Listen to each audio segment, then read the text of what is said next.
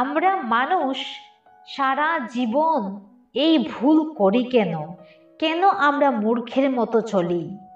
হঠাৎ যদি আমার ঘরে আগুন লাগার মতো কোনো বিপদ হয়, তখন কি করি? বন্দে পুরুষোত্তমম। আপনাদের প্রতি প্রত্যেককে জানাই রানন্দিত জয় গুরু। আজকের ইষ্ট প্রসঙ্গে খুব একটা ইম্পর্ট্যান্ট বিষয় নিয়ে আলোচনা করছি।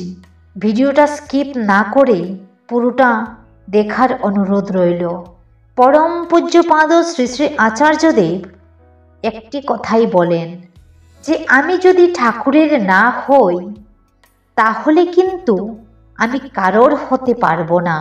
এজন্য ঠাকুর বলছেন, তাকে বাদ দিয়ে আর কাউকে যদি আমি মুখ্য করে চলি তাহলে জীবনে এমন একটা ক্ষণ আসবে, যাকে মুখ্য করে চলেছি সেই আমার জীবনে এমন একটা আঘাত সৃষ্টি করবে যে তখন আমার জীবনে আমি চারিদিকে তাকালে আর কাউকে দেখতে পাবো না।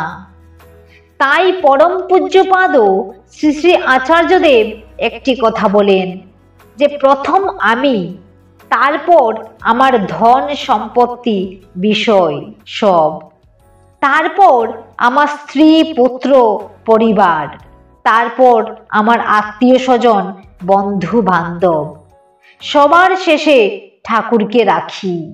ফলে এভাবেই ভারতবর্ষের 140 কোটি মানুষ ছুটছে। যখন বাড়িতে আগুন লাগার মতো একটা বিপদ হয় তখন কিন্তু চিৎকার করে বলি, ঠাকুর তুমি রক্ষা করো।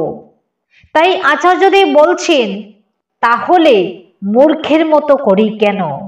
প্রথমে ঠাকুরকে রাখি, তারপর আমার স্ত্রী পুত্র পরিবার আত্মীয় স্বজন বন্ধু বান্ধব। যখন ডাকতেই হবে তাকে জীবনের সমস্ত সন্ধিক্ষণে, তাহলে তাকেই প্রথমে রাখি না কেন? জয় গুরু।